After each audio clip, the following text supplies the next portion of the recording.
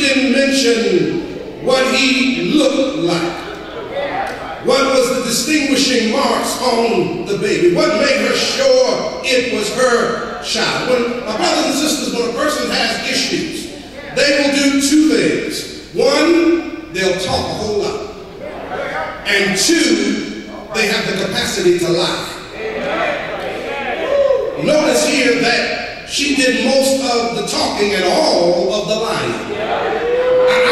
I'm scared of some folk who do a whole lot of talking, because in a conflict, your vocabulary and facts will eventually run out. And then you'll have to reach down and pull up some lies. Check out her conversation. We both had babies, true. We both brought them home, true. We both live in the same house, true. We didn't have a man in the house, true. We both went to sleep, true. Our babies went to sleep, true. She got up in the middle of the night, false. She noticed her child was dead, false.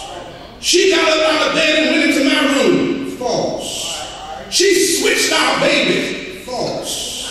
We both woke up the next morning, true. We both breastfed our babies, true. The baby I had in my arms was dead, true. The baby she had in her arms was alive, false. Not only that, someone with issues will tell so many lies until it doesn't make any sense. Notice this, she says that she didn't know that the baby was dead until she got ready to feed the baby. Maybe to a man that might sound normal. But ladies, y'all help me out right here. Wouldn't you know between the time that the baby was lying down and picked up that something is wrong with your baby? I wish I had one woman in the house. Wouldn't you know that between the crib and picking up your baby and going back to the bed, something is wrong? Matter of fact, to a layman, this might sound normal. But ask Dr. Coretta, doesn't the body temperature dramatically decrease after death? Doesn't rigor mortis begin to set in rather quickly?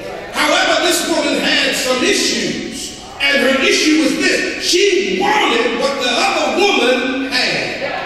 And when somebody has issues in their life, what they're really saying is, I want what you have. That's why some folk are mad at you right now, because they wish they had it like you do. That's why some folk don't like you today, because they wish they had it like you have it. Some people don't even want to see you come in the room, because they wish they had it like you had it. But let me tell you, before they make you trip, don't change just because God is blessing you.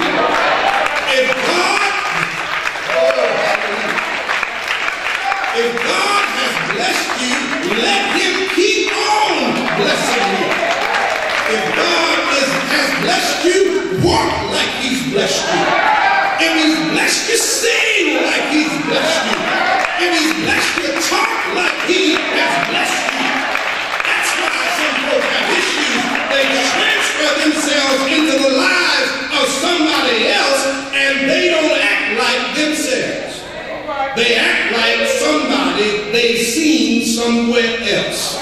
They change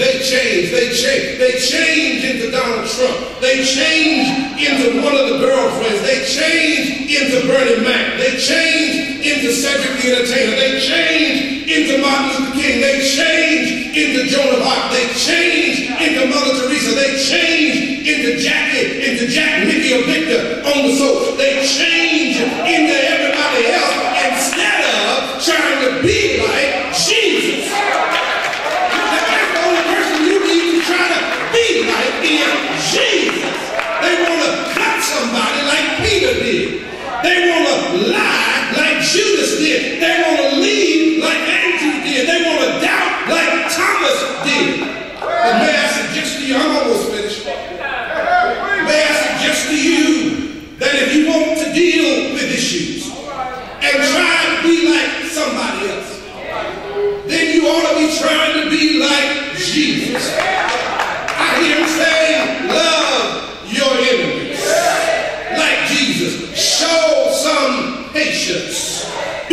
Jesus. Help out humanity. Be like Jesus. Walk in peace. The scripture says Solomon had to make a decision. But remember, the Lord had given him wisdom. I found out that wisdom means you don't always have to make a decision that everybody else likes. But you make a decision that will bring about the right results. Notice his decision. He said, give me a sword. Solomon said, I'll cut the baby in half. One half to one woman, the other half to the other woman. Can I get a witness? Now, on the surface, that's not wisdom, is it? Because instead of having one dead baby, can I get a witness in this house? Anybody paying attention? Instead of having one dead baby, if I cut the other baby in half, now I got two dead babies. Instead of one mother grieving and crying, now I've got two mothers grieving and crying. Instead of one bad situation, now I've got two bad situations. But the one woman sat there, folded her arms. Can I get a witness? Didn't say a whole lot. Now she spoke up and said, oh, king, give that woman the baby. Although she was the birth mother, she didn't want to see her baby harmed. Can I get a witness? No, now notice here that the first woman didn't say anything because some people will allow wrong to go on even if it means they can hurt somebody else. I've come to suggest that people with issues don't care about anybody else. People with issues don't care about your feelings. They'll cuss you out and don't care. They'll steal from you and don't care. They'll lie on you and don't care. They'll steal your joy and don't care. Solomon watches both women and hears the birth mother say, let her have my baby. I heard the Bible say, blessed are the peacemakers. And let me tell you, my brothers and sisters, if you're dealing with people who have issues, you may have to give up some ground until the Lord steps in. You may have to take a few lies until the truth be told. You may have to take some licks until the Lord stops by. You may have to take some abuse until apologies come through. Can I get a little more power? You may have to shed some tears until love comes to make a change. You may have to swallow your pride until the situation is turned right side up. She said, oh king,